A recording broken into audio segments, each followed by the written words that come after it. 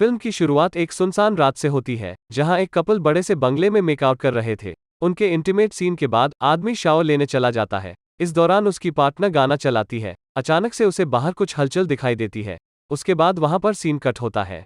उसका partner shower करके जैसे ही बाहर आता है, उसकी नजर खिड़की पर पड़ती है, जहां शीशे पर खून से लिखा होता है, अगली बारी तुम्हारी है। तभी उसकी नजर जमीन पर मृत पड़ी उसकी पार्टनर पर जाती है, जिसका किसी ने बेरहमी से खून कर दिया होता है। जैसे ही वो पीछे पलटता है, नकाबपोश खूनी उसकी भी बेरहमी से हत्या कर देता है। इस घटना के 2-3 दिन बाद उनके पड़ोसी ऑब्री और पॉल अपनी शादी की सालगिरह मनाने अपने बंगले में आते हैं। जब वो दरवाजा खोलने जाते हैं, तब देखते हैं कि दरवाजा पहले से ही खुला हुआ है।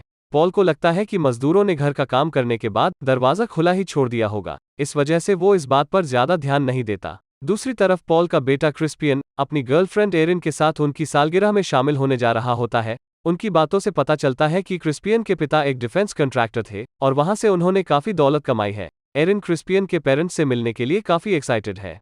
चूंकि घर काफी दिनों से बंद होता है, जिस वजह से ऑब्री आते ही साफ सफाई में लग जाती है। तभी उसे ऊपर के कमरे में किसी की आहट सुनाई देती है। ऑब्री डर जाती है। तभी पॉल भी वहां आता है। ऑब्री उसे बताती है कि उसने किसी की आहट सुनी है और उन लोगों को जल्द ही यहां से बाहर निकल जाना चाहिए। पॉल उसे घर के बाहर भेजता है और खुद चेक करने ऊपर जाता है। ऊपर उसे एक कमरे से कुछ आवाज सुनाई देती है। वो उस कमरे का दरवाजा खोलने ही वाला होता है कि तभी उसका बेटा क्रिस्पियन वहां आता है और उसे नीचे लेकर जाता है। उनके जाते ही हम देखते हैं कि उस कमरे में कोई छुपा हुआ है। बाहर एरिन को क्रिस्पियन के माता पिता से मिलकर बहुत अच्छा लगता है। डिनर के बाद सभी लोग सोने चले जाते हैं। क्रिस्पियन एरिन को बताता है कि कल उसके भाई बहन भी आने वाले हैं। आगे वो बताता है कि भाइयों की आपस में ज्यादा बनती नहीं है।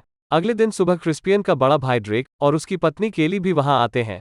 दोनों भाई एक दूसरे का मजाक उड़ाने, उनको जज करने, ताने मारने में पीछे नहीं रहते। सेटल होने के बाद एरिन ऑब्री से किचन के कामों में हाथ बटाने के लिए पूछती है। ऑब्री उसे पड़ोसी के घर से थोड़ा दूध लाने के लिए कहती है।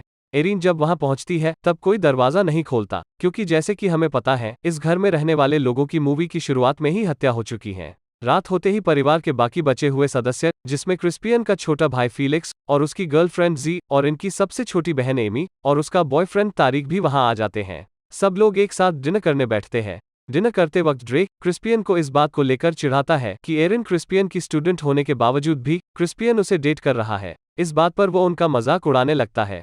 इस बात पर क्रिस्पियन और ड्रेक में जोरदार बहस होती है। पूरे डिनर का माहौल खराब हो जाता है। उसी दौरान तारिक को खिड़की से बाहर कुछ दिखाई देता है। वो उसे देखने के लिए खिड़की के करीब जाता है। तभी एक बाण खिड़की के शीशे को तोड़ता हुआ सीधे तारिक के सर पर आ लगता है और वो वहीं पर मर जाता है। यह देखकर सभी लोग डर जाते हैं और एक डर का माहौल बन जाता है। इसके बाद एक के बाद एक कई बाण खिड़की से आने शुरू हो जाते हैं। एक बाण ड्रेक की पीठ में लगता है और वो दर्द से मचलने लगता है। सभी लोग अपने आप को बचाने के लिए दरवाजे की तरफ छुप जाते हैं, जहां पर कोई भी खिड़की नहीं होती है। जहां पर घर की बाकी औरतें काफी परेशान होती हैं और चिल्ला रही होती हैं, वहीं पर एरिन काफी समझदारी से काम कर रही होती है। घर के बाकी लोग ये डिसाइड करते हैं कि उनमें से कोई एक दौड़कर बाहर जाएगा और बाहर से मदद लेकर आएगा। इस काम के लिए एमी वॉलंटियर करती है। जैसे ही एमी दौड़कर दरवाजे से बाहर जाती है, उसका गला कट जाता है, क्योंकि दरवाजे के ठीक बाहर हत्यारे ने एक तेज धार वाला तार लगाया होता है। एमी खून से लथपथ तड़प तड़प कर मर जाती है। अपनी बेटी को आंखों के सामने तड़प कर मरता देख ऑब्री का बुरा हाल हो जाता है। वह रो रो कर परेशान हो जाती है। पॉल उसे ऊपर ले जाकर एक कमरे में सुला देता है और आराम करने के लिए कहता है। इधर एरिन घर की सारी खिड़कियां बंद करने लगती है। वो पुलिस को फोन करने की कोशिश करती है, लेकिन हत्यारे ने सिग्नल जैम कर रखे होते हैं। वो पुलिस को मैसेज करती है, इस उम्मीद से कि अगर फोन ने कहीं सिग्नल पकड़ लिया तो वो मैसेज पुलिस को मिल जाएगा। उधर लगातार रो रही ऑब्री के बेड के नीचे से एक हाथ बाहर आता है। ऑब्री जैसे ही पीछे मुड़कर देखती है, लोमड़ी का मास्क पहने किलर उस पर हमला करके उसे जान से मार देता है। ऑब्री की चीखने की आवाज से सभी लोग दौड़कर ऊपर आते हैं और ऑब्री को मृत पाते हैं। वहां दीवारों पर खून से लिखा होता है, अगली बारी तुम्हारी है। सब लोग रोते हुए वापस नीचे आते हैं। आखिर में केली कमरे में रह जाती है। पूरा नजारा देखकर वो काफी डरी होती है। तभी उसे बेड के नीचे से कुछ आवाज सुनाई देती है। वह डरते हुए बेड के नीचे देखती है। नीचे उस हत्यारे को देखकर वो इतना डर जाती है कि सीधे घर के बाहर भाग जाती है। उसको बचाने के लिए ड्रेक उसके पीछे भागता है, लेकिन पीठ में लगे बाण के कारण बेहोश होकर वहीं गिर जाता है। बाकी लोग ड्रेक को उठाकर उसे बेडरूम में रखते हैं। क्रिस्पियन डिसाइड करता है कि वो कार तक भागते हुए जाएगा और कार लेकर आएगा। एरिन यह सुनते ही मना कर देती है, लेकिन क्रिस्पियन उसे समझाता है और घर से निकल जाता है। दूसरी तरफ केली भागते हुए पड़ोस के घर में पहुंच जाती है और मदद के लिए काफी चिल्लाती है, लेकिन अंदर से कोई जवाब नहीं आता। तभी शेर का नकाब पहने हुए हत्यारा पीछे से आता है और बड़ी सी कुल्हाड़ी से उसकी जान ले लेता है। बंगले पर एरिन हथियारों का सामना करने के लिए कुछ तैयारियां कर रही होती है। वह एक बर्तन में पानी उबालने के लिए रखती है और घर में जितनी भी धारदार चीजें हैं उन्हें हथियार की तरह इस्तेमाल करने के लिए जमा करती है। तभी वह हत्यारा जिसने कैली को मारा था खिड़की तोड़कर अंदर आता है। वह वहां पड़ी एरिन को मारने ही वाला होता है कि एरिन उसे ऐसी जगह मारती है कि वह तड़पने लगता है, और इतने में ही एरिन अपने बगल में पड़े हथौड़े से उसे इतना मारती है कि वह वहीं पर दम तोड़ देता है। ऊपर पॉल को एक कमरे से हथियारों का कुछ सामान मिलता है। तभी वहां पर फीलिक्स और जी आ जाते हैं। पॉल उन्हें बताता है कि हत्यारों ने इसी बंगले में रहकर ये सब प्लान किया है। कोई उनके परिवार को जानबूझकर निशाना बना रहा है। उसकी बात खत्म होने से पहले ही हत्यारा आकर उसका गला काट देता है। यहाँ हमें ये पता चलता है कि फीलिक्स और जी भी हत्यारों से मिले हुए हैं। नीचे हॉल में तीसरा हत्यारा, जो बाहर से बांध चला रहा था, घर के अंदर आता है। उसे अपने भाई की लाश मिलती है जिसको एरिन ने मार दिया था। वह गुस्से से पागल हो जाता है और बचे हुए लोगों को ढूंढने लगता है। वह एरिन को मारने ही वाला होता है कि होश में आ गया ड्रेक उसके सामने आता है। वह ड्रेक को मारने के लिए आगे बढ़ता है। मौका देखकर एरिन उसकी पीठ में स्क्रूड्राइवर घोंपती है।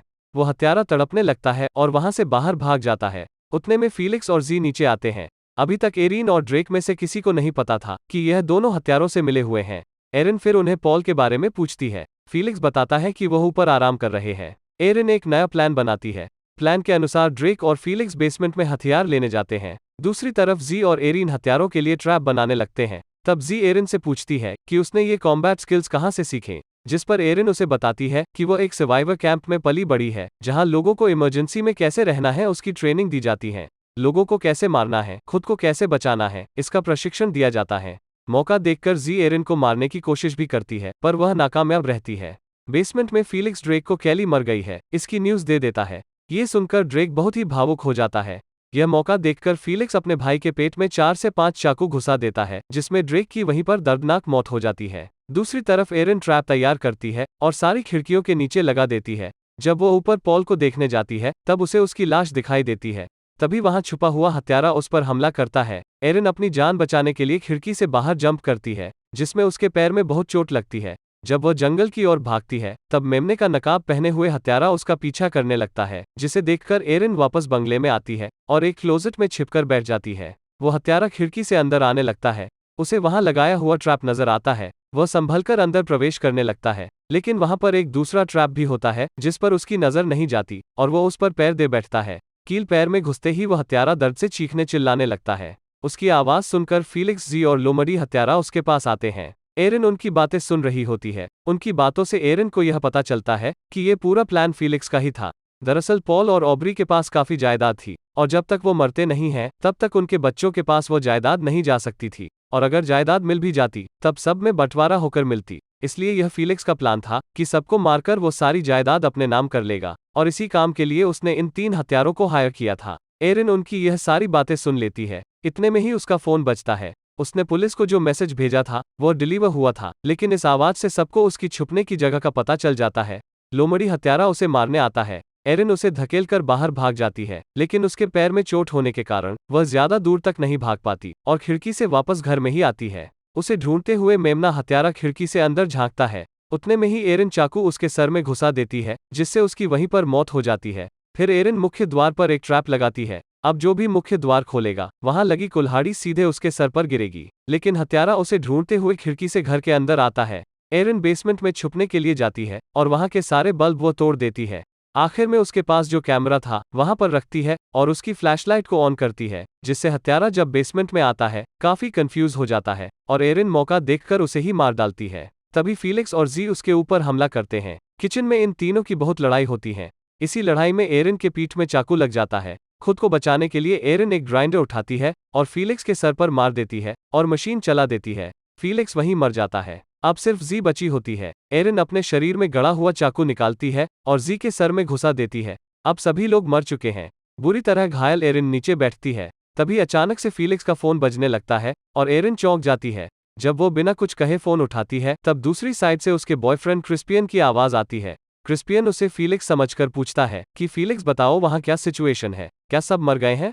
एरिन उसे कोई जवाब नहीं देती। तब क्रिस्पियन घर के अंदर आता है और एरिन को अपने सामने पाता है। एरिन के हाथ में फीलिक्स का फोन देखकर वो समझ जाता है कि एरिन को सब पता चल गया है। क्रिस्पियन उससे फीलिक्स के बारे में पूछता है। जवाब में एरिन उसे बताती है कि उसने उसे मार दिया है। एरिन क्रिस्पियन को यह सब करने की वजह पूछती है। यहाँ हमें पता चलता है कि इस पूरे प्लान का मास्टरमाइंड क्रिस्पियन ही है। क्रिस्पियन एरिन से कहता है कि वो उसे नहीं मारने वाला था, उसे कोई ऐसा चाहिए था जो परिवार के बाहर का हो और जो पुलिस को गवाही दे सके कि यह सब कुछ पागल हत्यारों द्वारा किया गया है। वह एरिन को अपने साथ आने के लिए कहता है। वो कहता है कि उसे जो करोड़ों की जायदाद मिलने वाली है, उससे वो एरिन का सारा एजुकेशन लोन चुकता कर सकते हैं। इसके साथ ही वो शादी करके एक खुशहाल जिंदगी बिता सकते हैं। एरिन उसकी बात पूरी होते ही अपने हाथ में पकड़ा चाकू उसके गले में घुसा देती है। तभी एक गोली उसके हाथों को चीर कर जाती है। बाहर पुलिस आ गई थी और उन्होंने एरिन को हमला करते देख उसे ही हत्यारा समझ लिया था। वो पुलिस वाला मुख्य द्वार से अंदर आने लगता है। एरिन उसे चिल्लाकर रोकने की नाकाम कोशिश करती है। जैसे ही वो पुलिस वाला दरवाजा खोलता है, वहां पर लगा ट्रैप एक्टिवेट होता है और कुल्हाड़ी सीधे उसके सर को चीर देती है और यहीं पर यह मूवी समाप्त होती है। ऐसे ही और वीडियोस देखने के लिए इस वीडियो को लाइक और चैनल को सब्सक्राइब करना ना भूले।